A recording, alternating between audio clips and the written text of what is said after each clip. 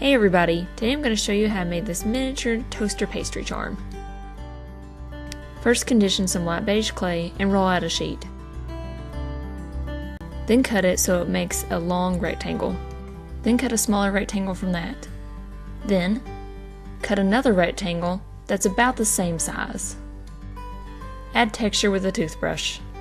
If you want this to be a charm, go ahead and measure a length of eye pin for this. Then add shading with chalk pastels. I start with a yellow color and then work my way up, next with a light, sort of rusty orange color.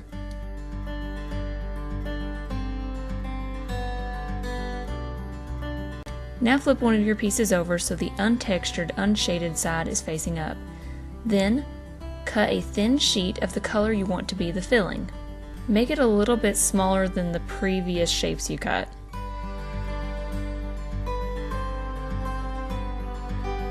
Now put this sheet on the piece you flipped a minute ago.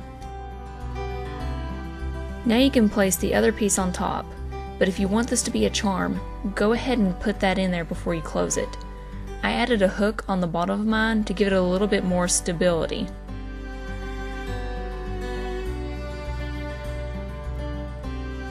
Then you can close it up.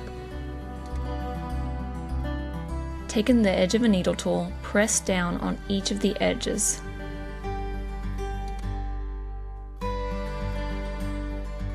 Then add a little more texture back into that area using the toothbrush. Then you can start poking holes in our toaster pastry.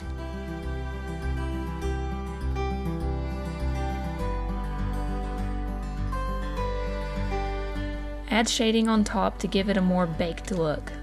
Concentrate this around the edges.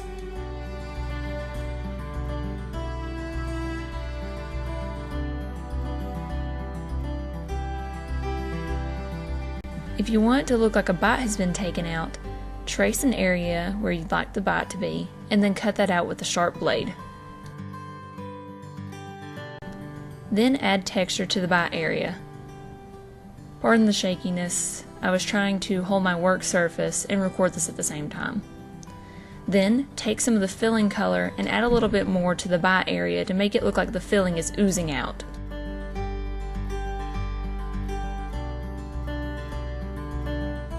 Using the same filling color, roll out a couple of thin snakes of clay. To make the icing to go on top, I used white solid clay, some liquid clay, as well as shaving some white chalk pastels.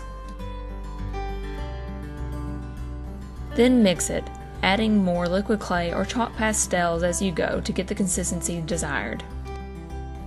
I allowed my mixture to stay on the more liquidy side because I wanted that smooth, poured over the surface icing look. Looking back, I should have added a little more chalk pastel or solid clay. You'll see why in a minute. Take your icing and spread it over the surface of the toaster pastry. Then take those thin snakes of clay and place them on top of the still wet icing mixture. This will create a sort of drizzle look. Then bake your creation. If the icing part was more liquidy like mine, this is what'll happen. The icing may go off of your toaster pastry. It's okay though. This area is pretty flexible and thin, so it should be able to be easily cut off with scissors. Just trim up the edges to give it a cleaner look. To finish it off, add dimensional magic or gloss glaze to the filling and icing areas.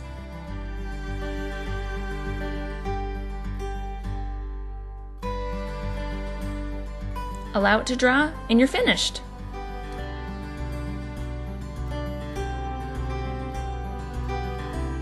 I hope you enjoyed this video, and thank you so much for watching.